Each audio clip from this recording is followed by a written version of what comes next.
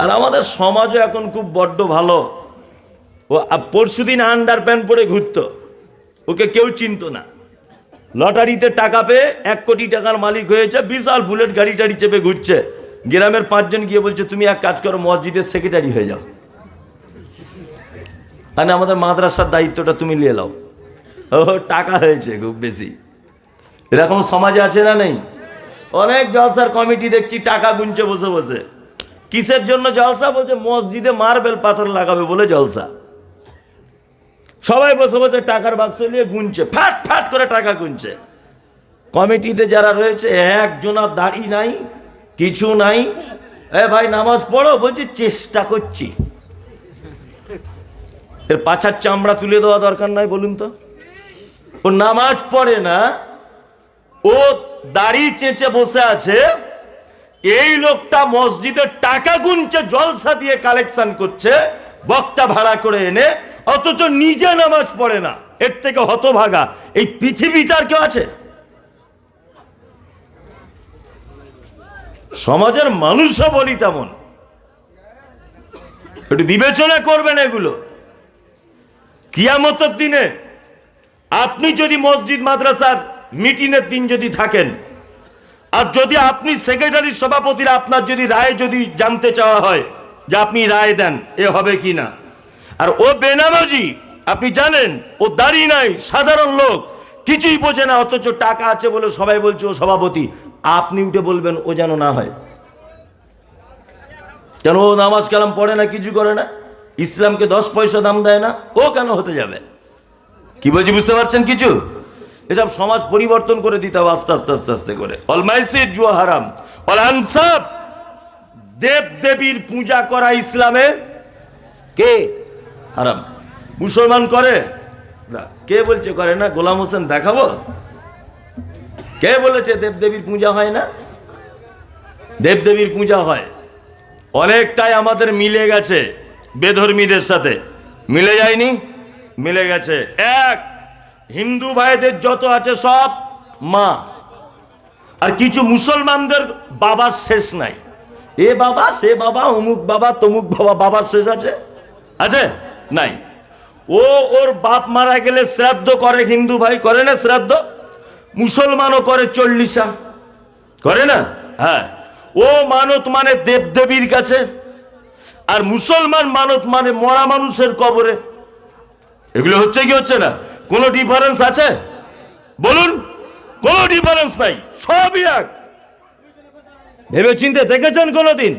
আপনি মুসলিম, আপনার নিজের একটা পার্সোনালিটি নাই? মুসলমানরা দেবদেবীর পূজা করে না, কিন্তু মরা মানুষের তো বাদ দেয় না। বাদ দেয়? দেয় না। আশ্চর্য ব্যাপার। এগুলো আমি বলি আর মমতাজুল ইসলাম হয় বদমায়েশ লোক।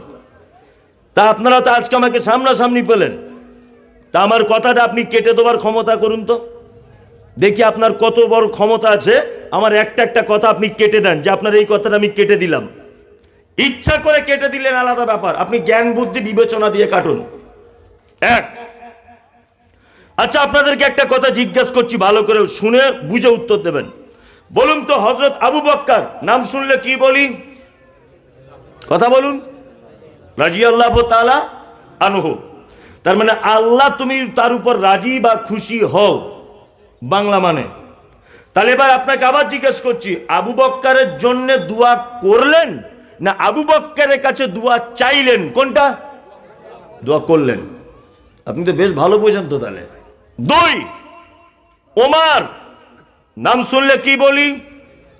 রাদিয়াল্লাহু তাআলা আনহু, আল্লাহ তুমি তার উপর রাজি হও, তুমি তার উপর খুশি হও, তাই তো? তাহলে বলুন, ওমরের জন্য দোয়া করলেন না ওমরের কাছে দোয়া চাইলেন? কোনটা? দোয়া করলেন। নাম্বার 4, আলী একই, উসমান একই। 5, পৃথিবীর সব থেকে দামি মানুষ, নাম তার মুহাম্মদ সাল্লাল্লাহু আলাইহি ওয়াসাল্লাম, তাই না? ইনি হচ্ছেন পৃথিবীর সব থেকে দামি মানুষ। শুধু দামি মানুষ নয়, আল্লাহ বলেছেন লাকাদ কানা লাকুম ফি রাসূলিল্লাহি উসওয়াতুন হাসানাহ। একটা মানুষের জীবনের মডেল কে? মুহাম্মদ সাল্লাল্লাহু আলাইহি ওয়াসাল্লাম। আপনার থাকা, খাওয়া, ব্যবসা বাণিজ্য, পায়খানা, পেচ্ছাপ, চুল কাটা, জামা পরা, সমস্ত কিছু কার আদর্শ মোতাবেক হতে হবে? মুহাম্মদ সাল্লাল্লাহু আলাইহি ওয়াসাল্লাম। আচ্ছা, আপনি যে মুহাম্মদ নাম শুনলে কি বলেন? সাল্লাল্লাহু আলাইহি ওয়াসাল্লাম। এর বাংলা মানে কি? এর বাংলা মানে আল্লাহ তুমি মুহাম্মাদের উপরে শান্তি বর্ষণ করো। বোঝার চেষ্টা করুন। আপনি নাম শুনলে কি বলেন? আল্লাহ তুমি মুহাম্মাদের উপরে শান্তি বর্ষণ করো।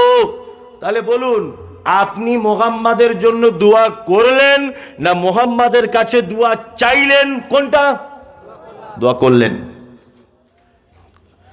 পৃথিবীর দ্বিতীয় সব থেকে বড় মানুষ নাম হলো তার হযরত আবু বকর সিদ্দিক রাদিয়াল্লাহু তাআলা আনহু। সারা পৃথিবীর মানুষের ঈমান একটা পাল্লাতে যদি তোলা হয়, আর আবু বকরের ঈমান যদি আরেকটা পাল্লাতে তোলা হয়, কার ভারী হবে? আবু বকরের ভারী হবে। পৃথিবীর দামি মানুষ মুহাম্মদ সাল্লাল্লাহু আলাইহি ওয়াসাল্লামের জন্য দোয়া করলাম।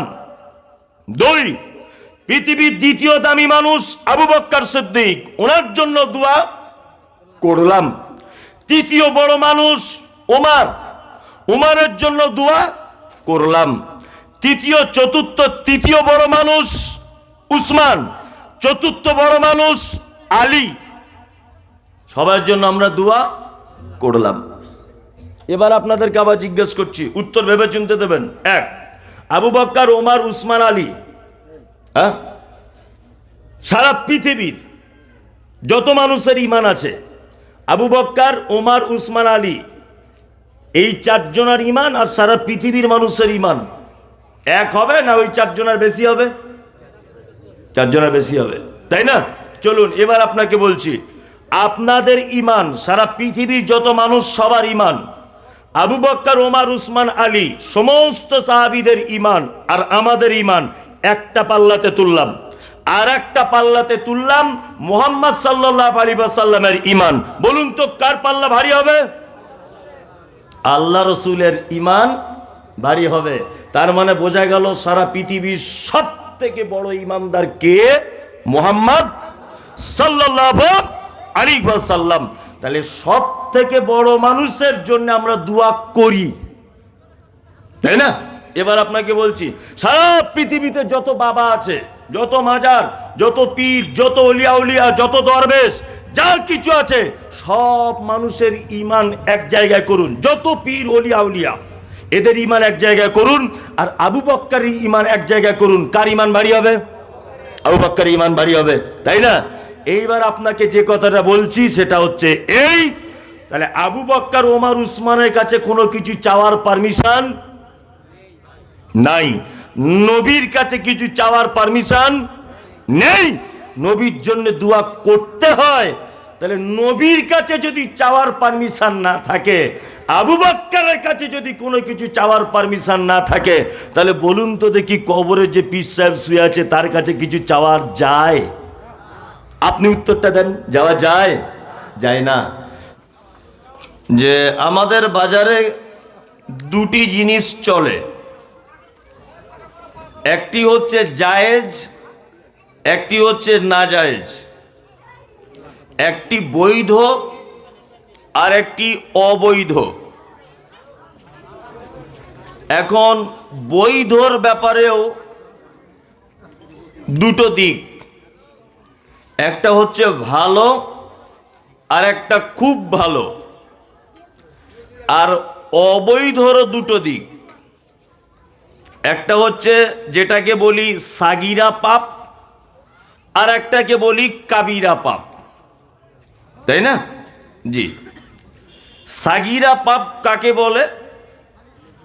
সাগিরা হচ্ছে ওই পাপগুলো যেগুলো পাপ, কিন্তু তার ব্যাপারে ইসলামে কোনো রকমের সাজা ঘোষণা করা হয়নি, দুনিয়াতে বা আখেরাতে, কিন্তু সেগুলো পাপ। আর একটা পাপ আছে তার নাম কাবিরা, যেগুলো বড় পাপ। কাবিরা পাপ কাকে বলে? কাবিরা পাপ বলে ওই পাপকে যে পাপে পবিত্র আল কোরআনে আল্লাহ সুবহানাহু ওয়া তাআলা জাহান্নাম ঘোষণা করে দিয়েছেন। এক, দুই, আল্লাহ ডাইরেক্ট যে পাপ বা যে কাজ নিষিদ্ধ করে দিয়েছে ওইটা যদি কেউ করে। নাম্বার তিন, ওই পাপ কাবিরা পাপ, যে পাপ করার কারণে সেই পাপীকে আল্লাহ বা আল্লাহ রাসূল অভিসম্পদ করেছেন, অর্থাৎ রাগ করেছেন। ওই পাপীর ব্যাপারে আল্লাহ রাসূল সাল্লাল্লাহু আলাইহি ওয়াসাল্লাম ভয়ঙ্কর কোনো তথ্য পেশ করেছেন। এ হচ্ছে কাবিরা পাপ। আর একটা কথা আপনাদেরকে বলি, সবাই আমরা ছোট থেকে একটা কথা শুনে আসছি যে কলেমা যারা পড়েছে তারা কোনো না কোনো একদিন হলেও জান্নাতে প্রবেশ করবে, তাই না? জি, জান্নাতে প্রবেশ করবে কারা? কাবিরা পাপ এক শ্রেণীর মানুষ তারা যদি করে জাহান্নামে যাবে। জাহান্নামে যাওয়ার পরে আল্লাহ তাদেরকে ঈমান ছিল বলে আবার পুনরায় জান্নাতে দিবে। দুই, আমরা জানি যে আমাদের নবী মুহাম্মদ সাল্লাল্লাহু আলাইহি ওয়াসাল্লাম কিয়ামতের দিন কিছু মানুষের জন্য সুপারিশ করবেন। করবেন তো? যাদের জন্য সুপারিশ করবেন এরা কারা? এরা হচ্ছে ওই পাপী যাদের ঈমান ছিল কিন্তু কাবিরা গুনাহতে লিপ্ত ছিল। এদের জন্য মুহাম্মদ সাল্লাল্লাহু আলাইহি ওয়াসাল্লাম সুপারিশ করবেন। যার জন্য সুপারিশ কবুল হয়ে যাবে তার জীবন সাকসেসফুল, আর যার কবুল হবে না তার জীবনে ব্যর্থতা। চলুন এবার আর একটা কথা আপনাকে বলে দিই। একটা লোক সারা জীবন নামাজ পড়েনি, এটা কাবিরা গুনাহ। একটা লোক ইচ্ছাকৃতভাবে রমজানের সিয়াম ছেড়ে দিয়েছে, এটা কাবিরা গুনাহ। একটা লোক তার পিতামাতার সঙ্গে অসৎ ব্যবহার করেছে, এটা কাবিরা পাপ, বড় পাপ। একটা লোক সুদের টাকা খেয়েছে, এটা কাবিরা, বড় পাপ। এই পাপগুলো করেছে কিন্তু তার ঈমান ছিল। কি বললাম বুঝলেন? পাপ করেছে কিন্তু তার ঈমান ছিল। এই লোকটা কোনো না কোনো একদিন জাহান্নাম থেকে মুক্তি পেয়ে কোথায় যাবে? জান্নাতে। এক শ্রেণীর মানুষ তারা কখনোই জাহান্নাম থেকে মুক্তি পাবে না। কোন পাপীরা? যারা আল্লাহর সঙ্গে শিরিক করা অবস্থায় মারা গেছে, এরা কোশ্চিনকালেও জাহান্নাম থেকে মুক্তি পেয়ে জান্নাতে যাবে না, বাকি সব পাপীরা যাবে। নাম্বার দুই, মুহাম্মদ সাল্লাল্লাহু আলাইহি ওয়াসাল্লাম সমস্ত পাপীদের ব্যাপারে আল্লাহর কাছে সুপারিশ করবেন। একটা মাত্র পাপীর ব্যাপারে আল্লাহ নবী সাল্লাল্লাহু আলাইহি ওয়াসাল্লাম কোনো সুপারিশ করবেন না। এই পাপের নাম হচ্ছে বেদাতকারী। তাহলে এই মুহূর্তে জানতে পারলাম সব থেকে ভয়াবহ পাপ কটা? দুটা। এক হচ্ছে শিরিক, আর এক বেদাত। এবার আপনাকে বলছি, আবার একটা মানুষকে যদি একদিন যদি জাহান্নামের ভিতরে পুড়তে বলা হয়, একদিন, সেই একদিন সমান হবে 50,000 বছর। কত বছর? 50,000 বছর। কাবিরা পাপের জন্য যদি তাকে জাহান্নামে ঢোকানো হয়, তাহলে একদিন যদি জাহান্নামে রাখা হয় সেই দিনটা হবে কত? 50,000 বছর। আল্লাহর কাছে দোয়া করি যে আল্লাহ তুমি আমাদের সকলকেই এই কাবিরা পাপ থেকে বাঁচাও, বলুন আমিন। তাহলে আপনার জীবনে যদি 2-4টে কাবিরা পাপ আমি ধরিয়ে দিই, তাহলে ইনশাল্লাহ আজকে থেকে ত্যাগ করে দেবো। ওই কারা কারা ত্যাগ করবেন হাত তুলুন তো। কাবিরা পাপ, যে পাপের কারণে জাহান্নাম। সবাই তো আসলে তো না বুঝেই হাত তুলেছেন, কে বুঝে হাত তোলেনি, না বুঝেই হাত তুলে বসে আছে। আসলে তো জানে না যে এর ভিতরে কি আছে। কি বললাম বুঝলেন? চলুন তাহলে কোরআনের একটা একটা করে আয়াত বলা যাক, একটা একটা আয়াত বলা যাক, আর একটা একটা হাদিস বলা যাক যে কোন কোন জিনিসগুলো কাবিরা পাপ। এক, আমি সর্বপ্রথম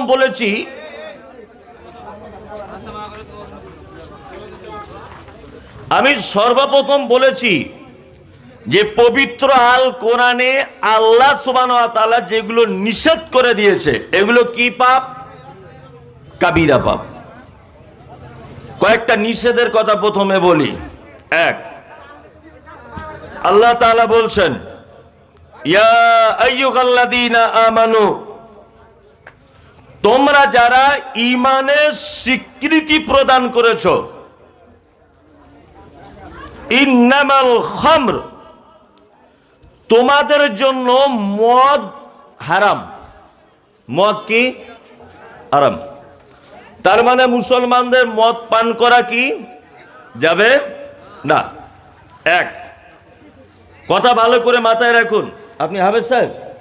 হ্যাঁ, মৌলভী সাহেব? তাহলে আপনি তো ভালো সার্টিফিকেট দিতে পারবেন। আপনি আমার সাথে বলবেন যেগুলো কোরআনে আছে কিনা, না তো লোকে ভাববে হয়তো আমাদের পাগল পেয়ে উল্টো পাল্টা বলে দিচ্ছে। দুই, আল্লাহ নবী সাল্লাল্লাহু আলাইহি ওয়াসাল্লামকে জিজ্ঞাসা করা হচ্ছে ইয়াসআলুনাকা আনিল খামর ওয়াল মাইসির, নবী আপনি বলুন মদ আর জুয়া এটা ইসলামের কি স্থান? আল্লাহ নবী সাল্লাল্লাহু আলাইহি ওয়াসাল্লাম বলছেন কুল ফীহিমা ইসমুন কাবীর ওয়া মানাফিউ লিন-নাস, মদে এবং জুয়াতে রয়েছে মারাত্মক বড় পাপ, তবে মদে মানুষের জন্য উপকারও আছে। এটা আল্লাহ কোরআন মাজিদে বলছে মদে কি আছে? উপকারও আছে। এটা আল্লাহর ভাষা। এক জায়গাতে বলছেন হারাম নিষিদ্ধ, আর এক জায়গাতে বলা হচ্ছে ওয়া মানাফিউ লিন-নাস, মদে রয়েছে মানুষের জন্য উপকার। এবার আপনাকে আর একটা কথা বলি, মদে উপকার আছে? আছে? হাসছে লোক, এই আবার কেমন কথা? মদে উপকার আছে, মদে উপকার আছে। কেমন? ওষুধের দোকানে ওষুধ কিনতে গিয়ে দেখতে পাবেন আপনি যে প্রত্যেক প্রায় ওষুধের গায়ে লেখা আছে এত% অ্যালকোহল। থাকে না? থাকে? থাকে। মদ হারাম কেন? হারাম এই কারণে যে এর উপকারের থেকে ক্ষতিটা অনেক বেশি, এই কারণে এটা হারাম। আর একটা কথা বলে দিই, মদ বলতে আমরা কি বুঝি? সর্বপ্রথম এটা জানা লাগবে। মদ বলতে আমরা বুঝি যে 4 জন বন্ধু বান্ধব এক জায়গাতে বসে ওই গ্লাসে ঢেলে ওই চানাচুর চপ মুড়ি দিয়ে চাট তৈরি করে খেয়ে ডান দিকের পা বাম দিকে ফেলে দিলাম, আর বাড়িতে বউকে ভাবি বলে ডাকলাম, এর নাম হচ্ছে মদ। এটা আমাদের বাজারে আছে, এটার নাম কি? মদ। ইসলাম কি বলছে? ইসলাম বলছে মদ ওই জিনিসটা যার বেশি পরিমাণ খেলে তোমার মাথার চাকাটা উল্টো দিকে ঘুরে যাবে, এটা হচ্ছে মদ। মদের ডেফিনিশন কি? মদ ওই জিনিস যেটা বেশি পরিমাণ পান করলে বা খেলে তোমার মাথাটা চমচম করে ঘুরে যাবে এই দিকে ওই দিকে, তুমি ভুল বকবে, তুমি দিশাহারা হয়ে যাবে, তোমার পা উল্টা দিকে ফেলবে, এর নাম কি? মদ। এবার আপনার কাছে আমার প্রশ্ন, আপনারা এই মুহূর্তের এই টাইমটাতে বলতে পারেন যে আমাদের গ্রামের কোনো লোক মদ পান করে না, তবে আমরা মাঝে সাঝে বিড়ি সিগারেট খৈনি এইগুলো খাই, মৌলভী সাহেব এতে কি কোনো দোষ আছে? এ প্রশ্ন আসতে পারে কি পারে না? পারে। এবার তাহলে আপনাকে আর একটা কথা বলি, মুহাম্মদ সাল্লাল্লাহু আলাইহি ওয়াসাল্লাম মদের ব্যাখ্যা দিতে গিয়ে কি বলেছেন, যে এমন নেশাদার দ্রব্য তুমি যদি তার বেশি পরিমাণে খেয়ে নাও, তোমার মাথা যদি ঘুরে যায়, তাহলে তার নাম মদ। আমি জীবনে কোনোদিন খৈনি খাইনি, আপনি যদি আমাকে এক প্যাকেট খৈনি একসাথে যদি খাইয়ে দেন, আচ্ছা বলুন তো আমার মাথা ঘুরবে কি ঘুরবে না? ঘুরবে। তার মানে এটা কি? হারাম। আপনি এক গ্লাস পানি পান করতেন, এক গ্লাসের জায়গায় যদি 2 গ্লাস পানি পান করেন, মাথা ঘুরবে? ঘুরবে না। আপনি 1 প্লেট বিরিয়ানি খান, আজকে 1.5 প্লেট খেয়ে নিলেন, আপনার মাথা ঘুরবে? ঘুরবে না। তার মানে বোঝা যাচ্ছে যে যত রকমের নেশাদার জিনিস বাজারে আছে, প্রতিটা নেশাদার জিনিস হারাম। কি বললাম বুঝলেন? ছাড়া যাবে? হাত তুলেছিলেন তো যে হ্যাঁ ছেড়ে দেবো, প্রথমে হাত তুলেছিলেন না? হাত তুলেছিলেন, আপনি ছাড়তে পারবেন না, এটা খুব কঠিন ব্যাপার। চলুন, ছাড়তে যদি না পারেন তাহলে আর একটু এগিয়ে যাওয়া যাক। আল্লাহর নবী বলেন, কোন মানুষ যদি নেশার দ্রব্য যদি পান করে,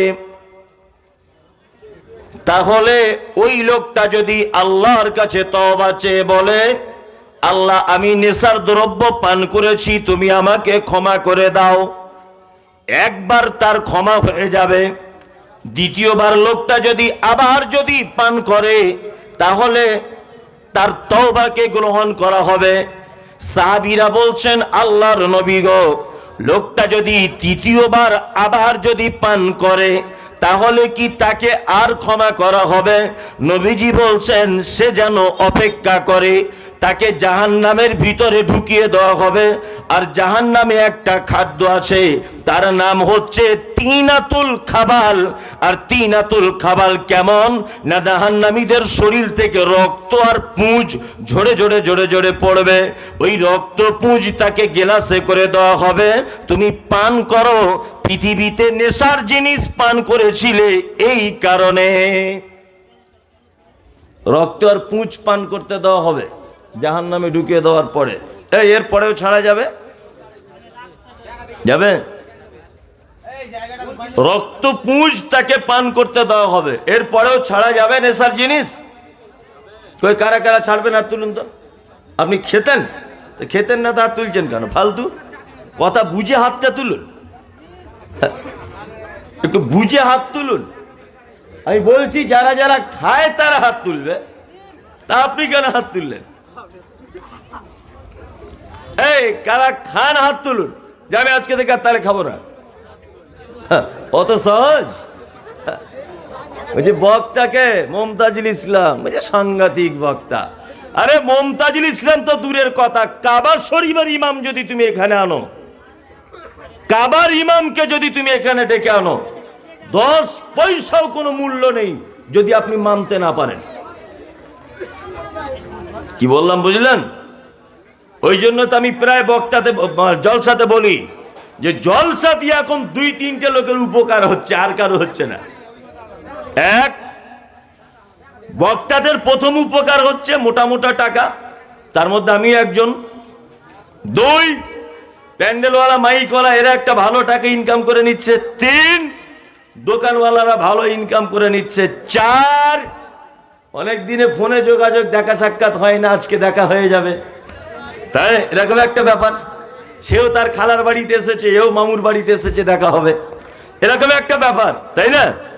আর বাকি লোক ওই শুধু ঠিক দাঁত বার করে হাসা, আর ওই কি হচ্ছে কেমন বক্তব্য দিলে এতটুকুই, মানার দিকে কেউ নাই, কেউ মানার দিকে নাই। চলুন, আপনার কাছে বিনীত অনুরোধ, যদি আপনি মানতে না পারেন তাহলে আপনি কেমন লোক সেটা আপনাকে আমি বলে দিব। আমাদের নবী মুহাম্মদ সাল্লাল্লাহু আলাইহি ওয়াসাল্লাম তিনি বলেন, নেশাদার দ্রব্য যদি কেউ পান করে 40 দিন যাবত তার কোনো ইবাদত আল্লাহর দরবারে গ্রহণ করা হবে না। 40 দিন ছাড়া যাবে, এরপরেও ছাড়া যাবে না। আপনার কিন্তু নামাজ হচ্ছে না, আপনার রোজা হচ্ছে না, আপনার যাকাত হচ্ছে না, আপনার দোয়া কবুল হচ্ছে না, শুধু এই মাত্র এই কারণে যে আপনি নেশার জিনিস খাচ্ছেন বলে, তারপরেও ছাড়া যাবে না, যাবে না।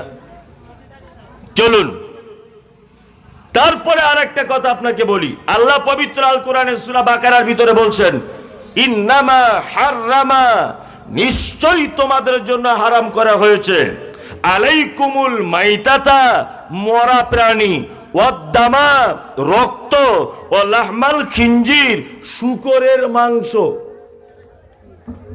কটা হারাম বললাম? এক, রক্ত কি হারাম। 2, শূকরের মাংস কি হারাম। মরা প্রাণী কি হারাম। তাহলে শূকর চিরদিনের জন্য হারাম। আপনি নেশার জিনিস ছাড়তে পারছেন না, তাই তো? আর একটা জিনিস আপনাকে বলি। এক, আচ্ছা আপনি এমন এক জায়গাতে সফর করছেন, এমন একটা জায়গাতে আপনি ঘুরতে বেড়াতে গেছেন, মরুভূমি। আপনি ঘুরতে ঘুরতে এত ক্ষুধার্ত যে ক্ষুধাতে আপনার কলিজা ফেটে যাচ্ছে, কিছু না খেলে আপনি মারা যাবেন। সেই সময় দেখতে পাচ্ছেন যে মরুভূমিতে একটা লোক, সে মাথায় একটা হাঁড়ি নিয়ে আসছে, আপনার সঙ্গে দেখা হলো। আপনি তাকে বলছেন, ভাই আপনার হাঁড়িতে কি? তা বলছে, আমার হাঁড়িতে খাবার। তা বলছে, আমার খুব ক্ষুধা লেগেছে ভাই, 10 মিনিটের মধ্যে মারা যাবো এই খাবারটা যদি না খাই। তখন হাঁড়িওয়ালা জিজ্ঞাসা করে বলছে, ভাই তোমার নাম কি? তা বলছে, আমার নাম তো আব্দুল্লাহ। তা হাঁড়িওয়ালা তখন বলছে যে তোমার নাম আব্দুল্লাহ মানে তুমি জাতিতে মুসলিম? বলছে, হ্যাঁ আমি মুসলিম। বলছে, সবই ঠিক আছে, আমার খাদ্য তোমাকে দেওয়া যাবে, কিন্তু এতে শূকরের মাংস আছে। আচ্ছা বলুন তো, এই সময় এই মুহূর্তে 2-4 পিস যদি শূকরের মাংস খেয়ে সে তার জীবন বাঁচায়, যাবে কি যাবে না? যাবে, ইয়েস যাবে। যদি সে শূকরের মাংস খায়, বলুন তো সে বাঁচবে না মরবে? বেঁচে যাবে, বেঁচে যাবে না। আর আপনি না খান, শূকরের মাংস আরো তো লোক খাচ্ছে, পেট ভরে কি ভরে না? খাদ্য যখন পেট ভরে। তার মানে যদি 2-4 পিস আপনি শূকরের মাংস সেই টাইমে খেয়ে নেন, তাহলে আপনি বেঁচে যাবেন। আর একটা লোক আসছে হাঁড়ি নিয়ে, এই লোকটাকে বাদ দিয়ে দেন। আর একটা লোক হাঁড়ি নিয়ে আসছে, আপনি বলছেন, ভাই আজকে 4 দিন খাওয়া হয়নি, প্রচন্ড পিপাসা লেগেছে, ক্ষুধাও লেগেছে, আপনার হাঁড়িতে কিছু আছে? তখন বলছে, আমার হাঁড়িতে কিছু নাই, একটা জিনিস আছে। আপনার নাম কি? বলছে, আমার নাম আব্দুল্লাহ। বলছে, চোলাই মদ আছে। চোলাই মদ বুঝেন? ওই যে কি বলে, চুল্লু চুল্লু না কি সব বলে, প্যাকেটে বিক্রি মদ। এক কথাতে মদ ধরে নেন, মদ আছে। তা আপনি তখন বলছেন, ভাই তাই দেন, 1 প্লেট খেয়ে নিই। বলুন তো, 4 জন 4 দিন না খাবে একটা লোক যদি পেট ভর্তি করে মদ পান করে, সে বাঁচবে না মরবে? হ্যাঁ, মরে যাবে। তার মানে বোঝা যাচ্ছে, প্রয়োজনে ইমার্জেন্সি পদক্ষেপে শূকরের মাংস যদি খান আপনি বেঁচে যেতে পারেন, কিন্তু আপনি ইমার্জেন্সি পদক্ষেপে নিয়ে যদি আপনি খালি পেটে নেশার জিনিস পান করেন, তাহলে মারা যাবেন। ছাড়া যাবে? একটা লোক বলুন যে আজকে থেকে যা খেতাম তওবা করে দিলাম, বলুন যাবে? অত সহজ? অত সহজ? আপনাকে বলেছি তো, হ্যাঁ ঠিক, ওই চাচা ঠিক বলছে। বক্তব্য দিয়ে তাহলে লাভ কি হলো? সত্যিই তো তাই, বক্তব্য দিয়ে লাভ কি হলো তাহলে? আল্লাহ তুমি জাতিকে হেফাজত করো, বলুন আমিন। আমিন। 2, নেশাদার দ্রব্য যত আছে সব কাবিরা গুনাহ, এটা মাথায় রাখবেন। আল্লাহ এই গুনার ব্যাপারে পবিত্র আল কোরআনে নেশাদার দ্রব্যকে ডাইরেক্ট নিষেধ করেছেন। 2 অল মাইসির, জুয়া হারাম। মালদা মুর্শিদাবাদ তো ব্যাপক, রাস্তাঘাটে দেখছি লটারি নিয়ে বসে আছে, আছে না? আর লোভে লোভে কাটছে, বলছে 1 কোটি টাকা পড়ে যাবে। ইসলামে জুয়া হারাম কেন? সারা পশ্চিম বাংলার রাজ্য লটারি যেটা আছে, ফার্স্ট প্রাইজ কত? 1 কোটি, তাই না? এটা হারাম কেন? 1 কোটি টাকা কজন পায়? সারা বাংলার যত লোক টিকিট কাটে একজনাই পায়, তাই না?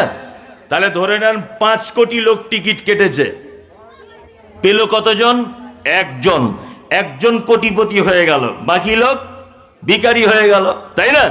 এইটা ইসলামে এই কারণে হারাম যে যার অধিকাংশ মানুষ দরিদ্রতার মধ্যে পড়ে যায় আর একজন মানুষ সফল কাম হয়, এই ব্যবসা ইসলামে হারাম।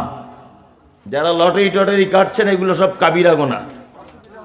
আর আমাদের সমাজও এখন খুব বড্ড ভালো। ও পরশুদিন আন্ডার প্যান্ট পরে ঘুরতো, ওকে কেউ চিনতো না। লটারিতে টাকা পেয়ে 1 কোটি টাকার মালিক হয়েছে, বিশাল বুলেট গাড়ি টাড়ি চেপে ঘুরছে। গ্রামের 5 জন গিয়ে বলছে তুমি এক কাজ করো, মসজিদের সেক্রেটারি হয়ে যাও, মানে আমাদের মাদ্রাসার দায়িত্বটা তুমি নিয়ে নাও। ও টাকা হয়েছে খুব বেশি। এরকম সমাজে আছে না নেই? অনেক জলসার কমিটি দেখছি টাকা গুনছে বসে বসে। কিসের জন্য জলসা? বলছে মসজিদে মার্বেল পাথর লাগাবে বলে জলসা। সবাই বসে বসে টাকার বাক্স নিয়ে গুনছে, ফাট ফাট করে টাকা গুনছে। কমিটিতে যারা রয়েছে একজনের দাড়ি নাই, কিছু নাই। এ ভাই নামাজ পড়ো, বলছে চেষ্টা করছি। এর পাছার চামড়া তুলে দেওয়া দরকার নাই বলুন তো?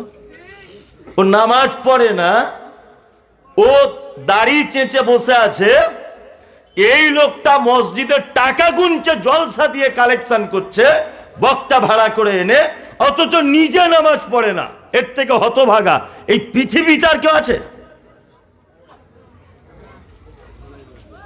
সমাজের মানুষও বলি তেমন। একটু বিবেচনা করবেন এগুলো। কিয়ামতের দিনে আপনি যদি মসজিদ মাদ্রাসার মিটিংয়ের দিন যদি থাকেন, আর যদি আপনি সেক্রেটারি সভাপতির আপনার যদি রায় যদি জানতে চাওয়া হয় যে আপনি রায় দেন এ হবে কি না, আর ও বেনামাজি, আপনি জানেন ও দাড়ি নাই, সাধারণ লোক, কিছুই বোঝে না, অথচ টাকা আছে বলে সবাই বলছে ও সভাপতি, আপনি উঠে বলবেন ও যেন না হয়? কেন? ও নামাজ কালাম পড়ে না, কিছু করে না, ইসলামকে 10 পয়সা দাম দেয় না, ও কেন হতে যাবে? কি বলছি বুঝতে পারছেন কিছু? এসব সমাজ পরিবর্তন করে দিতে হবে আস্তে আস্তে আস্তে আস্তে করে। অল মাইসির, জুয়া হারাম। অল আনসাব, দেব দেবীর পূজা করা ইসলামে কে হারাম? মুসলমান করে না? কে বলছে করে না? গোলাম হোসেন দেখাবো? কে বলেছে দেবদেবীর পূজা হয় না? দেবদেবীর পূজা হয়। অনেকটাই আমাদের মিলে গেছে বেধর্মীদের সাথে, মিলে যায়নি? মিলে গেছে। এক, হিন্দু ভাইদের যত আছে সব মা, আর কিছু মুসলমানদের বাবার শেষ নাই। এ বাবা, সে বাবা, অমুক বাবা, তমুক বাবা, বাবার শেষ আছে? আছে? নাই। ও ওর বাপ মারা গেলে শ্রাদ্ধ করে, হিন্দু ভাই করে না শ্রাদ্ধ? মুসলমানও করে 40 করে না? হ্যাঁ। ও মানত মানে দেবদেবীর কাছে, আর মুসলমান মানত মানে মরা মানুষের কবরে। এগুলো হচ্ছে কি হচ্ছে না? কোনো ডিফারেন্স আছে বলুন? কোনো ডিফারেন্স নাই, সবই এক। ভেবে চিন্তে দেখেছেন কোনোদিন? আপনি মুসলিম, আপনার নিজের একটা পার্সোনালিটি নাই? মুসলমানরা দেবদেবীর পূজা করে না, কিন্তু মরা মানুষের তো বাদ দেয় না। বাদ দেয়? দেয় না। আশ্চর্য ব্যাপার। এগুলো আমি বলি আর মমতাজুল ইসলাম হয় বদমায়েশ লোক। তা আপনারা তো আজকে আমাকে সামনাসামনি পেলেন, তা আমার কথাটা আপনি কেটে দেওয়ার ক্ষমতা করুন তো দেখি, আপনার কত বড় ক্ষমতা আছে। আমার একটা একটা কথা আপনি কেটে দেন, যে আপনার এই কথাটা আমি কেটে দিলাম। ইচ্ছা করে কেটে দিলেন আলাদা ব্যাপার, আপনি জ্ঞান বুদ্ধি বিবেচনা দিয়ে কাটুন। এক, আচ্ছা আপনাদেরকে একটা কথা জিজ্ঞেস করছি, ভালো করে শুনে বুঝে উত্তর দেবেন। বলুন তো, হযরত আবু বকর নাম শুনলে কি বলি? কথা বলুন। রাদিয়াল্লাহু তাআলা আনহু, তার মানে আল্লাহ তুমি তার উপর রাজি বা খুশি হও, বাংলা মানে। তাহলে এবার আপনাকে আবার জিজ্ঞেস করছি, আবু বক্কারের জন্য দোয়া করলেন না আবু বক্কারের কাছে দোয়া চাইলেন? কোনটা? দোয়া করলেন। আপনি তো বেশ ভালো বোঝেন তো। তাহলে 2, ওমর নাম শুনলে কি বলি? রাদিয়াল্লাহু তাআলা আনহু। আল্লাহ তুমি তার উপর রাজি হও, তুমি তার উপর খুশি হও, তাই তো?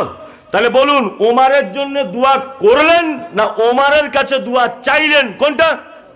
দোয়া করলেন। নাম্বার 4, আলী একই, উসমান একই। 5, পৃথিবীর সব থেকে দামি মানুষ, নাম তার মুহাম্মদ সাল্লাল্লাহু আলাইহি ওয়াসাল্লাম, তাই না? ইনি হচ্ছেন পৃথিবীর সব থেকে দামি মানুষ। শুধু দামি মানুষ নয়, আল্লাহ বলেছেন লাকাদ কানা লাকুম ফি রাসূলিল্লাহি উসওয়াতুন হাসানাহ। একটা মানুষের জীবনের মডেল কে? মুহাম্মদ সাল্লাল্লাহু আলাইহি ওয়াসাল্লাম। আপনার থাকা, খাওয়া, ব্যবসা বাণিজ্য, পায়খানা, পেচ্ছাপ, চুল কাটা, জামা পরা, সমস্ত কিছু কার আদর্শ মোতাবেক হতে হবে? মুহাম্মদ সাল্লাল্লাহু আলাইহি ওয়াসাল্লাম।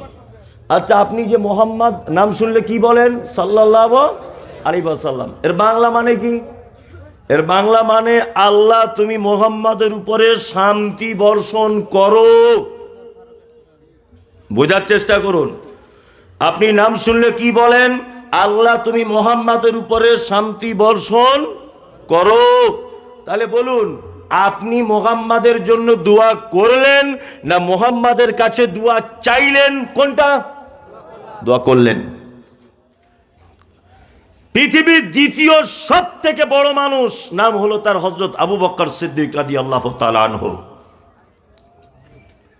সারা পৃথিবীর মানুষের ঈমান একটা পাল্লাতে যদি তোলা হয়, আর আবু বকরের ঈমান যদি আরেকটা পাল্লাতে তোলা হয়, কার ভারী হবে? আবু বকরের ভারী হবে। পৃথিবীর দামি মানুষ মুহাম্মদ সাল্লাল্লাহু আলাইহি ওয়াসাল্লামের জন্য দোয়া করলাম। 2, পৃথিবীর দ্বিতীয় দামি মানুষ আবু বকর সিদ্দিক, ওনার জন্য দোয়া করলাম। তৃতীয় বড় মানুষ ওমর, ওমরের জন্য দোয়া করলাম। তৃতীয় বড় মানুষ উসমান, চতুর্থ বড় মানুষ আলী, সবার জন্য আমরা দোয়া করলাম। এবার আপনাদেরকে আবার জিজ্ঞেস করছি, উত্তর ভেবে চিনতে দেবেন। 1, আবু বকর, ওমর, উসমান, আলী। সারা পৃথিবীর যত মানুষের ঈমান আছে, আবু বকর, ওমর, উসমান, আলী, এই 4 জনের ঈমান আর সারা পৃথিবীর মানুষের ঈমান এক হবে না ওই 4 জনের বেশি হবে? 4 জনের বেশি হবে, তাই না? চলুন এবার আপনাকে বলছি, আপনাদের ঈমান, সারা পৃথিবীর যত মানুষ সবার ঈমান, আবু বকর, ওমর, উসমান, আলী, সমস্ত সাহাবীদের ঈমান আর আমাদের ঈমান একটা পাল্লাতে তুললাম। আর একটা পাল্লাতে তুললাম মুহাম্মদ সাল্লাল্লাহু আলাইহি ওয়াসাল্লামের ঈমান। বলুন তো কার পাল্লা ভারী হবে? আল্লাহ রসুলের ঈমান ভারী হবে। তার মানে বোঝা গেল সারা পৃথিবীর সব থেকে বড় ঈমানদার কে?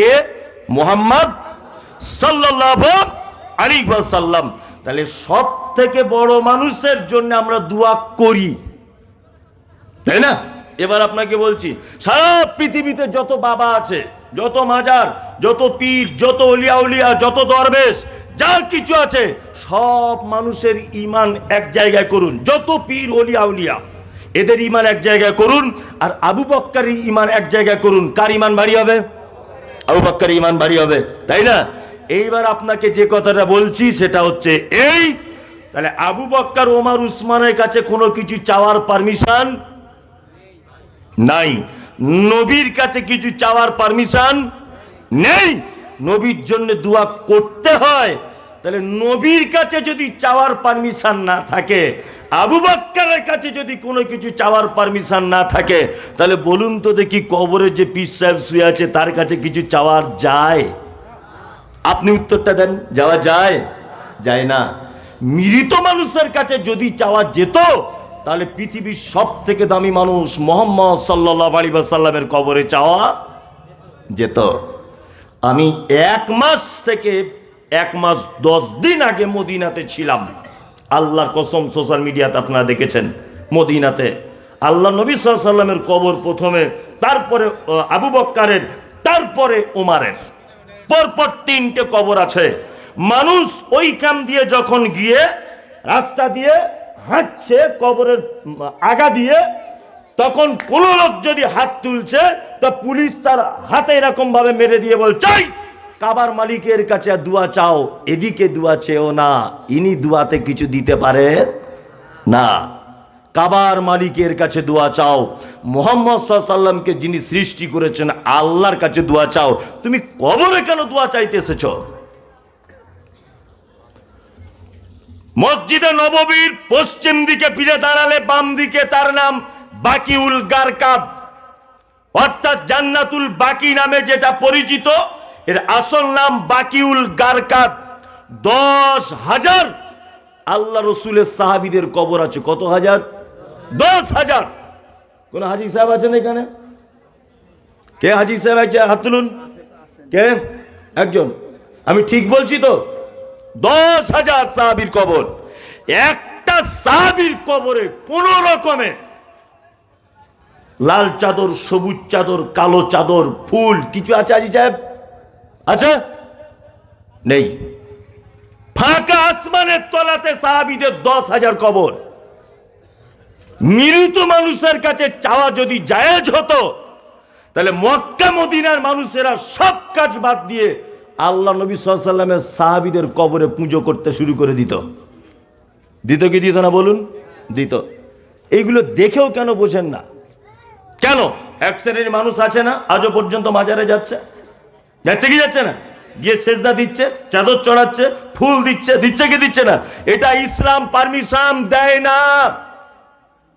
এর থেকে দূরে থাকুন। আমরা মুসলমানরা দেবদেবীর পূজা করি না, মাজার পূজা করতে আমরা অভ্যস্ত। বিনীত অনুরোধ, এই মুমতাজুল ইসলাম আল্লাহর কসম দিয়ে বলছি, কোনো দল করি না। একবারও আপনাকে এখনো পর্যন্ত বলিনি আপনি আমাকে ভোট দেন, বলেছি? এখনো আপনাকে বলিনি আপনি আমার দলে আসুন, বলেছি? বলিনি। আপনার জমির পাশে আমার জমি নেই, আপনার বেটির সঙ্গে আমার বেটার বিয়ে দেওয়া নেই যে আপনার সঙ্গে আমি রাগ ঝাড়তে এসেছি। জি না, আপনি ভুল পথে চলছেন, আপনাকে সঠিক পথটা বলে দিতে এসেছি।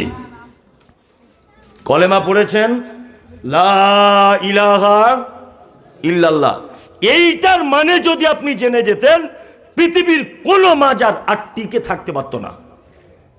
লা ইলাহা ইল্লাল্লাহ মানে লা ইলাহা, নেই কোনো উপাস্যক, নেই কোনো সত্য ইলাহ, নেই কোনো সত্য উপাস্যক, নেই কোনো সত্য মাবুদ, নেই কোনো সত্য আইনদাতা, নেই কোনো সত্য সাহায্যকারী ইল্লাল্লাহ। কে?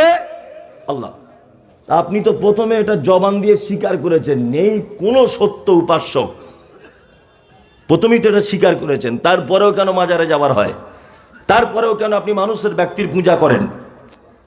লা ইলাহা বললেই তো সব বাতিল হয়ে গেল। বাতিল হয়ে গেল না? গেল কি গেল না? গেল। তাহলে আমরা সমস্ত কিছু চাওয়া পাওয়া, অসুস্থতা, সুস্থতা, রুজি, যা কিছু চাইবো কার কাছে? জোরে বলুন, কার কাছে? আল্লাহ, আল্লাহ, আল্লাহ। আল্লাহ ছাড়া পৃথিবীর কারো কাছে চাওয়া যাবে না। শিরক। আল্লাহ বলছেন ওয়াল আনসাব ওয়াল আজলাম। তারপরে 4 নম্বরে বলছে গণকের কাছে যাওয়া কি? হারাম। অনেক মানুষ আছে না, একটু বিপদে পড়লে কারুর কাছে যাচ্ছে হাত দেখাতে, যাচ্ছে না? হাত দেখে বলছে ইস, মনে হচ্ছে এই লাইনটা দিকে, দাগটা এদিকে, তো এরকম বারবার করছে। বলছে হ্যাঁ, তুমি যাকে চাইছো সে 15 দিনের মধ্যে চলে আসতে পারে। যুবক ছেলে এ তো ওকে খুব চাইছে। কি বললাম বুঝলেন না? এ তো পাক্কা চিটিংবাজেরা, যারা এসব করে পাক্কা কি চিটিংবাজ। আর এদেরকে টিকিয়ে রেখেছে ইয়ং ছেলেরা, যারা হাসছে হি হি করে, এরা সব টিকিয়ে রেখেছে। ছ্যাঁকা খেয়েছে, ছ্যাঁকা খাওয়া বুঝেন তো? ছ্যাঁকা খেয়েছে কোথাও, কোনো বাবার কাছে দেখাতে গেছে, গিয়ে বলছে বাবা দেখুন তো ফোন কেন ধরছে না, আগে খুব কথা হতো এখন ফোন ধরছে না কেন? বাবা দেখে বলছে আরে এমন মাল দেবো না জানালা ভেঙে চলে আসবে তোর ঘরে। এ তখন দেখছে তাহলে সাংঘাতিক ব্যাপার, কত লাগবে? বলছে 500 টাকা ঝেড়ে নিয়েছে। বুঝো কদিনের মধ্যে কাজ? বলছে 1 সপ্তাহের মধ্যেও চলে আসবে তোর বাড়িতে। 10 দিন হয়ে গেল, কাজ হয় না। 10 দিন পার হয়ে গেছে, কাজ হচ্ছে না। ছেলেটা তখন আবার গেছে, গিয়ে বলছে বাবা কই সে কাজ হচ্ছে না, হাত দেখে বলে দিলে তা 500 টাকা নিলে। তখন বাবা বলছে কাজ হবে কি করে? ওর মা আবার ওদিক থেকে কোন হুজুরের কাছে তাবিজ এনেছে 1500 টাকার, ওর মা আটকে রাখার তাবিজটা এনেছে, আর আমি দিয়েছি 12 হবার তাবিজ। এখন ওর 1500 দাম, আমার 500 দাম তাবিজের। যার তাবিজের দাম বেশি তার কাজ বেশি। ওর মা আটকে রেখে দিয়েছে। এক কাজ কর, তুই এবার 2000-এর তাবিজ লে, এবার আসবেই। এই করে করে গোটা চিটিংবাজি করে হাত পা দেখে এদিক ওদিক করে টাকা ইনকাম করে নিচ্ছে। করছে কি করছে না? করছে। কাজী নজরুলের একটা কথা মনে পড়ে যায়, তিনি বলেছেন, ওরে পীর ফকিরের কথা যদি সত্য হতো, তারা কেন রাস্তার ধারে ভিক মেঙে খেত? হাত দেখে তুমি সবকিছু বলে দিতে পারছো, তা তুমি এক কাজ করো না, রাজ্য লটারির আজকে ফার্স্ট প্রাইজ পড়বে কোন নাম্বারে, এইটা একটু দেখে তুমি ফার্স্ট প্রাইজটা নাও না। তুমি কেন চিটিংবাজ রাস্তার ধারে বসে আছো? হ্যাঁ, এটা পারে কি পারে না? সব যখন বলে দিতে পারে, তাহলে ও তো বলে দিতে পারে আজকে কোন প্রাইজটা হবে, ফার্স্ট প্রাইজ কোন নাম্বারে। এটা বলতে পারে কি পারে না? কার বাড়ি বোম্বে, কার বাড়ি দিল্লি, ফোনে ফোনে নাকি সব করে দিচ্ছে, তো এইটা করে দেখাক। আল্লাহ তাআলা বলছেন রিজসুম মিন আমালিশ শাইতান। এই 4টে কাজ কার কাজ? শয়তানের কাজ। কার কাজ? শয়তানের কাজ। ইনশাআল্লাহ আমরা 4টে কাজ থেকে বাঁচবো, ইনশাআল্লাহ। ইনশাআল্লাহ। কাবিরা গুনাহ: 1 নেশার জিনিস খাবেন না, 2 জুয়ো খেলবেন না, 3 মাজারে যাবেন না, 4 নম্বর হচ্ছে যে আপনি গণকের কাছে ভালো মন্দ জানতে যাবেন না।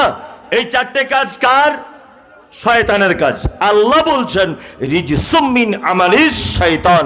4টে কাজ কাদের কাজ? শয়তানের কাজ। কাবিরা গুনাহ বলে দিলাম। এই আরো কিছু কাবিরা গুনাহ বলে দিই। হ্যাঁ চলে যান সব, চলে যান। এই আরো কাবিরা গুনাহ বলে দিই, যেগুলো আমরা কাবিরা গুনাহ। 1, আল্লাহ তাআলা বলছেন ওয়াইলুল লিকুল্লি হুমাযাতিল লুমাযা। দুর্ভোগ তাদের জন্য যারা মানুষের সামনে এবং পেছনে দুর্নাম করে বেড়ায়, এটা কাবিরা গুনাহ। এর ওর কথা বলে বেড়ানো কি কাবিরা গুনাহ। দোকানে বসে আছে লোকটা, তো একটা লোক যাচ্ছে মোটর সাইকেলে করে, লোকটা নতুন 2 তলা বাড়ি করেছে। তা আরেকজন লোক দেখে বলছে, কি ব্যাপার বলতো, খায়রুল 2 তলা বাড়ি কেমন করে করলো রে, আগে খাওয়া হতো না, 2 বছরের মধ্যে 2 তলা বাড়ি। তা আরেকজন তখন বসেছিল, সে বলছে ওরা 2 তলা বাড়ি এমনি করেছে, কলকাতা কাজে গিয়েছিল, মাল ঝেড়ে নিয়ে চলে এসছে। ও ঝেড়ে নিয়েছে, তোমার বাপ দেখতে গিয়েছিল, তুমি বলতে গেলে কেন? হ্যাঁ, তুমি না জেনে কেন বলতে গেলে? আল্লাহ তাআলা কি বলছেন? ইয়া আইয়ুহাল্লাযীনা আমানু, এই তোমরা যারা ঈমানের স্বীকৃতি প্রদান করেছো, শোনো। ইজতানিবু কাসীরাম মিনাজ জান ইন্না বাযাজ জান্নি ইসমুন। তোমরা অধিক ধারণা করে কথা বলা থেকে বাঁচো, নিশ্চয়ই বেশিরভাগ ধারণা কি মহাপাপ। ধারণা করে কথা বলা যাবে না। গীবত মারাত্মক বড় পাপ। এই যত চায়ের দোকান আছে, মুদিখানার দোকান, তারপরে ওই আপনার কি বলে ওই রাস্তাঘাটে যে সমস্ত ফুটপাতে দোকানগুলো, মানুষে বসে বসে গল্প গুজব করে, এগুলো সব গীবত। সারাদিন গীবত হয়। গীবত হয় না?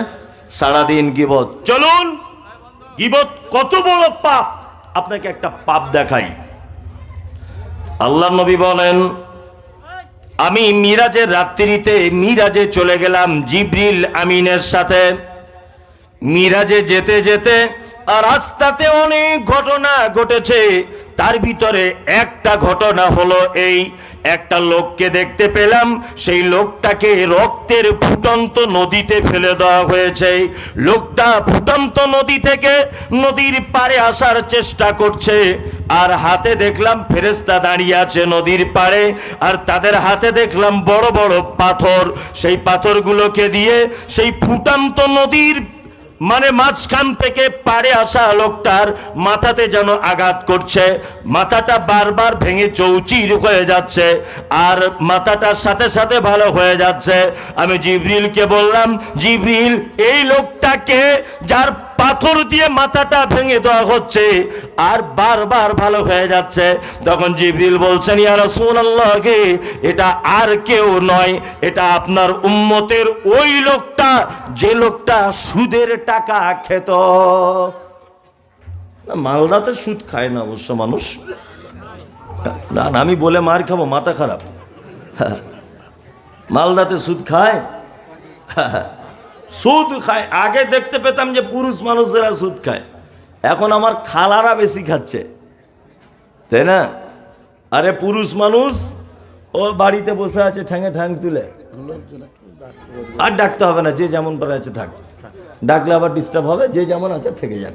জি, যে কথা বলছিলাম সেটা কি, আল্লাহ নবী সাল্লাল্লাহু আলাইহি ওয়াসাল্লাম বলেছেন, ইয়া মাশারাশ শাবাব মান ইসতাতা মিনকুমুল বাব ফালিয়াতাজাওয়াজ।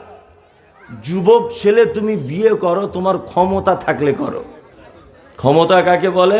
এক, যৌবন থাকতে হবে। দুই, পয়সা থাকতে হবে। তিন, ভালো একটা বাড়ি থাকতে হবে বউটাকে রাখার মতো। চার, তোমার ক্ষমতা অনুযায়ী বউটা যেন চলে, তুমি যা বলবে তাই শুনবে। এই চারটে গুণ যদি থাকে তাহলে কি করবে যুবক? বিয়ে করবে, তাই না? এক, যৌবন থাকতে হবে। দুই, পয়সা কড়ি থাকতে হবে। তিন, ভালো বাড়ি থাকতে হবে। চার, ক্ষমতা অনুযায়ী বউটাকে পরিচালনা করতে হবে, তাই না? তাহলে আল্লাহ নবী সাল্লাল্লাহু আলাইহি ওয়াসাল্লাম যুবককে বিয়ের কথা বলেছেন, চারটে গুণ, তার ভিতরে একটা পয়সা থাকতে হবে তোমার। পরের বেটিকে এনে দিন রাত মারধর করবে আর বাপের বাড়ি থেকে মাল করি আনো এই বলে তাকে তাড়বে, এটা নয়। পয়সা থাকলে তুমি বিয়ে শাদী করো, না তো তুমি করতে যেও না। রোজা রাখো, রোজা রেখে তোমার যৌবনটাকে দমিয়ে দাও আস্তে আস্তে করে, কিন্তু তুমি বিয়ে করো না ফালতু। আল্লাহর নবী পুরুষের টাকা না থাকলে বিয়ে করতে মানা করছেন, অথচ ও বিয়ে করার পরে একটা নারীকে বাড়িতে কাঁধে ব্যাগ ঝুলিয়ে দিয়ে বন্ধনের লোনে পাঠাচ্ছে, আর ও পুরুষ মানুষ ভেড়া সেজে বাড়িতে বসে আছে। এরকম হচ্ছে কি হচ্ছে না? হ্যাঁ, আমি এই বক্তব্যটা দক্ষিণ 24 পরগনা এক জায়গায় বলেছি যে বন্ধনের লোন হারাম। তা একটা মেয়ে কাগজে লিখে পাঠিয়েছে, হুজুর তাহলে আপনি যাওয়ার সময় 10,000 টাকা ধার দিয়ে যাবেন। এটা কঠিন ব্যাপার, বলেও বিপদ, বুঝলেন তো? বলছে হুজুর আপনি 10,000 টাকা ধার দিয়ে যাবেন, তাহলে কি বলছি বুঝতে পারছেন? এটা কি হারাম? যদি বলছেন, অনেক মেয়েরা আবার বলছে যে বন্ধন ছিল বলে বেঁচে আছি, দুতলা ঘরটা করতে পারলাম, ঘরে ঢালাই দিতে পারলাম। বলছে কি বলছে না? তোমার বাচ্চা কাচ্চা কটা? তোমার বাচ্চা কাচ্চা তো দুটা। হ্যাঁ, তোমার মায়ের বাচ্চা কাচ্চা 10টা, তোমার মানে শাশুড়ির বাচ্চা কাচ্চা 10টা। তা তোমার শ্বশুর শাশুড়ি, তোমার আব্বা মা বাচ্চা কাচ্চা মানুষ করেনি? তখন বন্ধন ছিল, তারা খেতে পায়নি? আসলে ওটা নয়, তোমার অবৈধ চাহিদা জেগেছে মনে, যে যেমন হোক করে আমাকে অবৈধভাবে উপার্জন করে হলেও কি করতে হবে, আমাকে বাড়ি করতে হবে। তোমার চাহিদা তুমি কমিয়ে দাও, অবশ্যই তুমি দেখতে পেয়ে যাবে এক পর্যায়ে তুমি ঋণ মুক্ত জীবনযাপন করছো এবং তুমি নিজের সচ্ছলতার সঙ্গে থাকছো। অল্পতে সন্তুষ্ট হওয়ার চেষ্টা করুন। সুদ মারাত্মক হারাম। আল্লাহ নবী সাল্লাল্লাহু আলাইহি ওয়াসাল্লাম বলছেন, আমি আর একটু আগিয়ে গেলাম, আগিয়ে যাবার পরে দেখছি একটা লোক, তার হাতের নখগুলো খুব বড় বড় তামা দিয়ে তৈরি করা। কি দিয়ে? তামা দিয়ে তৈরি করা। হাতের নখগুলো দিয়ে নিজের এইরকম ভাবে গোস্তগুলো সব ছাড়াচ্ছে। এক দল লোককে আল্লাহ নবী দেখতে পেলেন। জিবরিলকে জিজ্ঞাসা করছেন, জিবরিল এরা কারা? তখন জিবরিল বলছেন, আল্লাহ রসুল এরা হচ্ছে তারা যারা মানুষের মাঝে গীবত পরনিন্দা চগলখড়ি করে বেড়াতো। এদেরকে কিয়ামত পর্যন্ত এইভাবে সাজা দেওয়া হবে। তাহলে পরের কথা এর ওর বললে সাজা কি? নিজের গোস্ত নিজে ছাড়িয়ে ফেলবে, কিয়ামত পর্যন্ত সাজা হতে থাকবে। আল্লাহ তুমি আমাদের ভয়ঙ্কর পাপ থেকে বাঁচাও, আমিন আমিন। এই পাপ আবার মেয়েরা বেশি করে, ওই জন্য আমি সোশ্যাল মিডিয়াতে আগেও বলে দিয়েছি। কি বলেছি? যে আপনার বাড়িকে যদি, ফ্যামিলিকে যদি জান্নাতে নিয়ে যেতে চান, আপনার বাড়িকে যদি সুখে পরিবার যদি বানাতে চান, তাহলে পাড়ার কোনো মেয়ে ছেলেকে আপনার বাড়িতে ঢুকতে দেবেন না। বুঝতে পারছেন? আপনার পরিবারটাকে যদি সুখে শান্তিতে রাখতে চান, পাড়ার কোনো মেয়েকে আপনার বাড়িতে ঢুকতে দেবেন না। কারণ ওর কাজই হচ্ছে আপনার বউয়ের সঙ্গে গল্প করতে এসে দুনিয়ার লোকের বদনাম করা। ঠিক বলছি না ভুল বলছি? প্রথমেই এসে বলছে, বুবু কেমন আছো? আচ্ছা, আছি আলহামদুলিল্লাহ, কোনো রকম চলছে। তুমি কেমন আছো? আর বলো না, বড় ননদের জ্বালাতে টিকতে পারছি না, 13 বছর ধরে জ্বলছি এর হাতে পড়ে। আমার আব্বা মাকে আর কি বলবো, কিছু বলার নেই। শাশুড়ি তো নয়, যেন বিন্দু মাসি। কি বলছি বুঝতে পারছেন না? বলছে কি বলছে না, সারাদিন গীবত আর পরনিন্দা চলেই যাবে আপনার বাড়িতে। মারাত্মক বড় পাপ। আপনার কাছে বিনীত অনুরোধ, কারো ব্যাপারে কোনো কথা বলিয়েন না, চুপচাপ মেরে থাকুন। যত একা একা থাকবেন তত ভালো। বেশি বাজার ঘাটে, চায়ের দোকানে আড্ডা টাড্ডা দেবেন না। প্রয়োজন হলে কথা বলবেন, না তো চুপ করে থাকবেন। তাহলে জান্নাতে যাওয়ার একটা রাস্তা কি আছে। আর যদি মানুষের পরনিন্দা গীবত যদি করেন, তাহলে কি জাহান্নামে যাবার জন্য প্রস্তুত থাকুন আপনি। চলুন, পরনিন্দা গীবত চগলখড়ি কাবিরা পাপ। আল্লাহ তাআলা বলছেন, আল্লাযী জামা মালা ওয়া আদ্দাদা। আর একটা বড় পাপ, যে তার মাল জমা করে করে রাখে। ইয়াসাবু আন্না মালাহু আকলাদা, আর মনে করে যে এই মালই আমাকে বাঁচাবে, এই মাল আমার চিরদিন থাকবে। এই মাল চিরদিন থাকে? মাল বাঁচাতে পারে কাউকে? পারে? পারে না। কারণ টোটো গাড়ি জীবনে দেখেননি চোখে? ওইদিকে কি দেখছেন? ওটা তো টোটো গাড়ি, ওটা কখনো দেখেননি চোখে? সবাই ওদিকে তাকিয়েছে। আল্লাহ তাআলা বলছেন, যারা মাল জমা করে গুনে গুনে রাখে, ইয়াহসাবু আন্না মালাহু আখলাদা, আর যারা মনে করে যে আমার মাল চিরস্থায়ী আমার উপকার করবে। মাল চিরস্থায়ী উপকার করে? করে? করে না। আল্লাহু আকবার। মাল জমা করেই যাচ্ছে, মাল জমা করেই যাচ্ছে, মাল জমা করেই যাচ্ছে। হারাম হালাল কোনো রকমের বাদ বিচার কিছু নেই। কারণ আমাকে অনেক টাকা হতে হবে। পৃথিবীতে আপনাকে কেউ বাঁচাতে পারবে কি না। এই দেশের মাটিতে ভালোবাসার ত্রুটি হয়েছে বলে অনেক মেয়ে আত্মহত্যা করেছে, স্বামীর কাছে ভালোবাসা পায়নি। তাই কলেজ লাইফ, স্কুল লাইফে অনেকজনের প্রেমে ফেসেছে, তাকে পায়নি বলে রাতে কেঁদে বালিশ ভিজিয়ে দিয়েছে। এক পর্যায়ে দুজনে আত্মহত্যা করেছে, ফ্যামিলির লোক মেনে নিয়নি। তাই এ ঘটনা দেখতে পাওয়া যায় কি যায় না? এগুলো হয় কেন? প্রেম বা ভালোবাসার অভাবে এগুলো হয়। আবার ভারতবর্ষের ইতিহাসে এই ইতিহাসও খুঁজে পাওয়া যায় যে তার স্ত্রীকে ভালোবেসে কোটি কোটি কোটি কোটি টাকা খরচা করে তাজমহল তৈরি করেছিলেন বাদশাহ শাহজাহান মমতাজের জন্যে। এদিকে যেমন প্রেমের অভাবে সংসার নষ্ট হয়েছে, ওদিকে তেমন প্রেমের গভীর প্রেমে পড়ে স্ত্রীর জন্য তখনকার দিনে কোটি কোটি টাকা খরচা করে তাজমহল বানানো হয়েছে। দুই দিকেরই সাক্ষী আছে। বাদশাহ শাহজাহান বেঁচে আছে, মমতাজ বেঁচে আছে, সেকেন্দার বেঁচে আছে, কেউ বেঁচে নেই। পৃথিবীতে আপনিও থাকবেন না। আপনি জানেন, আপনাদের মালদা জেলার একদম সম্ভ্রান্ত ব্যক্তি গনি খান চৌধুরী, নাম শুনেছেন? এখনো তার অনেক আমবাগান, অনেক স্মৃতি মালদাতে পড়ে আছে, অনেক রেল লাইন তার অবদান, কত মানুষের চাকরি বাকরি দিয়েছে, কত কোটি কোটি টাকা সম্পত্তি তার পড়ে আছে। লোকটা বেঁচে আছে। জানেন যে দিনাজপুরের একজন রাজনৈতিক নেতা ছিলেন প্রিয়রঞ্জন দাস মুন্সি, তাকে বলা হতো রাজনৈতিক বক্তার জাদুকর। বয়স্ক মানুষেরা ভালো বলতে পারবেন, তাই না? প্রিয়রঞ্জন দাস মুন্সি। আপনারা জানেন পশ্চিম বাংলার মাটিতে বামফ্রন্টের তুখর নেতা কমরেড জ্যোতিবাবু বেঁচে আছে? বেঁচে নেই। পৃথিবীতে যত ক্ষমতাবানই হোক, যত টাকা পয়সার মালিক হোক, কেউ বেঁচে থাকবে না। মাল বাঁচাতে পারে না। আল্লাহ তাআলা বলছেন ইয়াসাবু আন্না মালাহু আখলাদা, যদি কেউ মনে মনে করে নেয় আবার সম্পদ আমাকে বাঁচাবে, সে যেন এটা মাথায় রাখে, কাল্লা, কখনোই নয়, লায়ুম বাজান্না ফিল হুতামা, অচিরেই তাকে হুতামা নামক জাহান্নামে নিক্ষেপ করা হবে। ওমা আদরাকা মাল হুতামা, নবী আপনি কি জানেন হুতামা নামক জাহান্নাম কেমন? আল্লাহ তারপর আবার বলছেন নারুল্লাহিল মুকাদা, এই জাহান্নামটা এত গতি, এত তীব্রতা, এটা আমার নিজস্ব তৈরি করা আগুন। আল্লাতী তাত্তালিউ আলাল আফিদা, এই জাহান্নামের এত তীব্রতা, এই জাহান্নামের এত কঠিন যে একটা মানুষের অন্তঃকরণ পর্যন্ত পুড়ে ছাই হয়ে যাবে। ইন্নাকা আলাইহিম মুসাদা, তাদেরকে জাহান্নামের ভিতরে ভরা হবে। আর কি করা হবে? তাদেরকে বাঁধা হবে রশিতে করে, ফি আমাদি মুমাদ্দাদা, তাদেরকে এরকম আগুনের তৈরি করা থাম্বাতে পেঁচিয়ে বেঁধে রাখা হবে। কি দিয়ে? আগুনের তৈরি করা জিঞ্জিল দিয়ে। তাহলে এখানে আপনাকে কটা পাপের কথা বললাম? দুটি পাপ।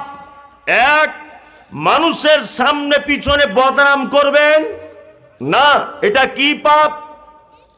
কাবিরা পাপ। দুই, মাল জমা করুন, এতে আমার কোনো সমস্যা নেই, তবে এটা আপনি ভাববেন না যে আমার মাল আমার চিরস্থায়ী থাকবে, মাল আমাকে বাঁচাবে, এই আশা যেন রাখবেন না। মাল বাঁচাতে পারে না, বাঁচাতে পারে কে? আল্লাহ। আল্লাহ আল্লাহ, এই দুটো ধারণা, এই দুটো পাপ যদি আপনার ভিতরে থাকে, আল্লাহ তাআলা বলছেন এর থাকার জায়গা হাবিয়া নামক জাহান্নাম। আল্লাহ তুমি আমাদের এই দুটো পাপ থেকে বাঁচাও, বলুন আমিন। আর আপনাকে কাবিরা পাপের কথা বলে দিই। এক, আল্লাহ তাআলা বলছেন আর আইতাল্লাযী ইউকাজ্জিবু বিদ্দীন, নবী আপনি কি দেখেছেন তাদের, ওই ব্যক্তিকে দেখেছেন যে কিয়ামতের দিবসকে অস্বীকার করে? এই কিয়ামত হবে এটা বিশ্বাস আছে? আছে? আছে। কিয়ামতের দিন কেমন এটা জানা আছে কি? জানা নাই? একটু জানবেন, জেনে নেন তাহলে। এই দেখুন কিয়ামতের দিবস কেমন হবে। কিছুদিন আগে তুরস্কের মাটিতে একটা ভূমিকম্প হয়েছিল, দেখেছেন? বিজ্ঞানীরা বলছে যে মাটি থেকে ৮,০০০ ফুট নিচে ভূমিকম্পর মূল উৎপত্তি। তার কারণে মাটি থেকে ৮,০০০ ফুট নিচে হয়েছে, তার কারণে তুরস্কের মাটির বড় বড় বিল্ডিংগুলো থর থর থর থর থর করে কাঁপতে কাঁপতে সব ভেঙে চুরমার হয়ে গেছে। অজস্র নারী পুরুষ মারা গেল, গবাদি পশু মারা গেল, কুকুর শ্রীগাল বিড়াল সব মারা গেল। মারা গেল না? দেখেছেন সোশ্যাল মিডিয়াতে, দেখেছেন। বিজ্ঞানীদের ভাষা হচ্ছে যে পৃথিবীতে ভূমিকম্প হয় কেমন করে না, এর তলাতে একটা প্লেটের স্তর আছে, এই প্লেটটা নাকি সরে গেলে পৃথিবী থর থর থর থর করে কাঁপতে কাঁপতে কাঁপতে নাকি ভূমিকম্প হয়। এটা পৃথিবীর ভূমিকম্প। কিয়ামতের দিনের ভূমিকম্প কেমন? আল্লাহ তাআলা বলছেন ইজাজুল জিলাতিল আরজুল জালাগা, কিয়ামতের দিবসের জিলজাল ভূমিকম্প এটা কেমন হবে? ও আখরাদাতিল আরদু আসকালাহা, মাটির তলা সম্পদকে উপরে উঠিয়ে দেওয়া হবে, এটার নাম কিয়ামতের মাঠ।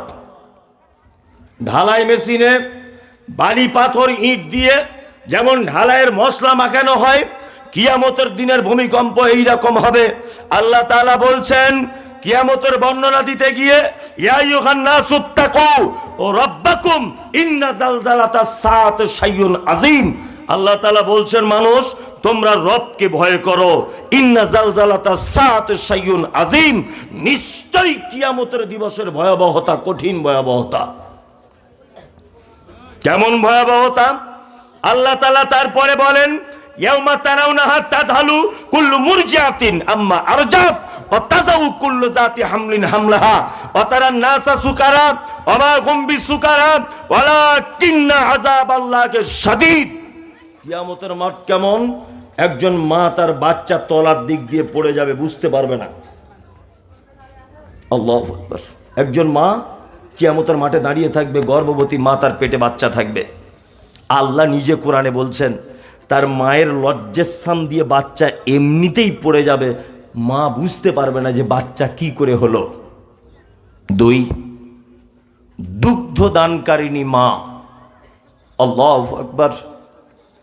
একটা শিশু তার মায়ের আঁচল ধরে বলবে, মা খুব পিপাসা লেগেছে, খুব খিদা লেগেছে, একটু দুধ দাও। আল্লাহ বলছে সেদিন মা তার সন্তানকে দুধ পান করাতে ভুলে যাবে। 3, মানুষকে দেখতে পাওয়া যাবে, মানুষ যেন সব সেদিন মাতাল। আল্লাহ বলছেন ওমা হুম বিসুকারা, একজনাও তারা মদ পান করেনি, ওয়ালাকিন্না আযাবাল্লাহি শাদীদ, শুধুমাত্র আমার কঠিন আযাবের কারণে এই সমস্ত মানুষরা মাতালের মতো করে ঘুরছে। কিয়ামতের মাঠ কেমন? আল্লাহ নবী সাল্লাল্লাহু আলাইহি ওয়াসাল্লাম তিনি বলছেন কিয়ামতের মাঠে পুরুষ উলঙ্গ অবস্থায় খাতনাবিহীন অবস্থায় থাকবে, নারী উলঙ্গ অবস্থায় থাকবে। আম্মা জান আয়েশা বলছেন আল্লাহ রসুল, নারী যদি উলঙ্গ অবস্থায় থাকে, পুরুষ যদি উলঙ্গ অবস্থায় থাকে, তাহলে কি নারী পুরুষের দিকে দেখবে না, পুরুষ কি নারীর দিকে দেখবে না? আল্লাহ রসুল বলছেন আয়েশা, আরে দেখা তো অনেক দূরের কথা, সে যে উলঙ্গ অবস্থাতে আছে এটাই বুঝতে পারবে না। আল্লাহু আকবার। এর নাম কিয়ামতের মাঠ। একজন মানুষকে যদি সেদিন বলা হয় তোমার হিসাব আজকে হবে না, তোমার হিসাব কালকে হবে, একদিন যদি দাঁড়িয়ে থাকতে বলা হয় কিয়ামতের মাঠের দিনটা হবে 50,000 বছরের। কত বছর? 50,000 বছরের। আল্লাহ নবীকে বলছেন আরাইতাল্লাযী ইউকাজ্জিবু বিদ্দীন, নবী আপনি কি ওকে দেখেছেন যে কিয়ামতকে অস্বীকার করে? আচ্ছা, এতক্ষণ কিয়ামতের যা বর্ণনা দিলাম, অবিশ্বাস করার কোনো জায়গা আছে?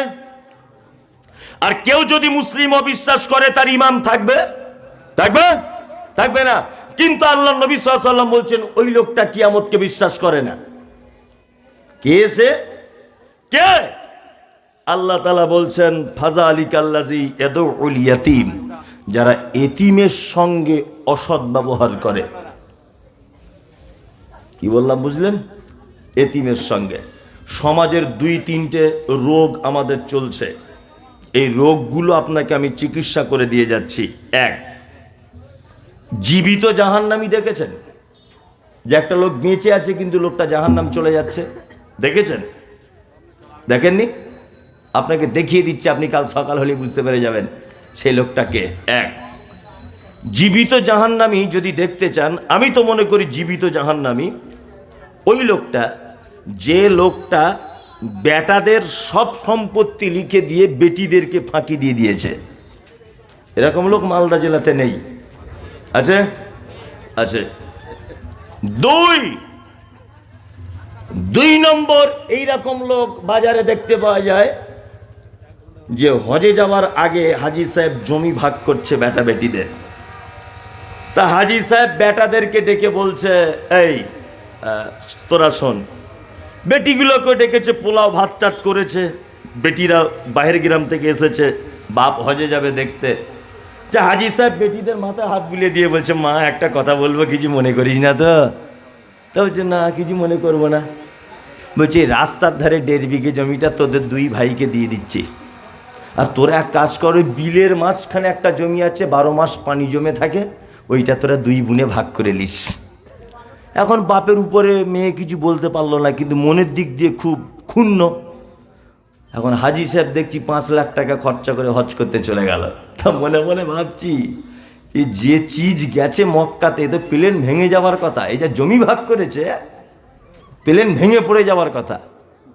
এই বেটাগুলোর মেন পজিশনে জমি দিয়ে দিয়েছ, বেটিগুলোকে বঞ্চিত করেছ। হুজুর, তোমার হজ 10 পয়সাও দাম নেই, তোমার থাকার জায়গা জাহান্নাম। 2, অনেক বাপকে দেখতে পাওয়া যায় একটা ছেলে দেখে না, খেতে টেতে দেয় না, আর একটা ছেলে খুব যত্ন করে। যে যত্ন করে তাকে 2 কাটা বেশি দিয়েছে, আর যে যত্ন করে না, দেখে না, তাকে 2 কাটা কম দিয়েছে। এরকম লোক আছে না? আছে। হ্যাঁ, জিজ্ঞাসা করছি চাচা কি ব্যাপার, ওকে 2 কাটা কম দিলে? বলছে ওর কথা বলিও না, জীবনে এক বাটি তরকারি পর্যন্ত আমাকে দেয় না, ওই জন্য 2 কাটা কম দিয়েছি। আর এই আমার সব দেখাশুনো করে, ওষুধপত্র সব কিনে দেয়, এই জন্য আমি ওকে 2 কাঠা বেশি দিয়েছি। এই তুমি জমি কম বেশি করতে যাওয়ার কে হে?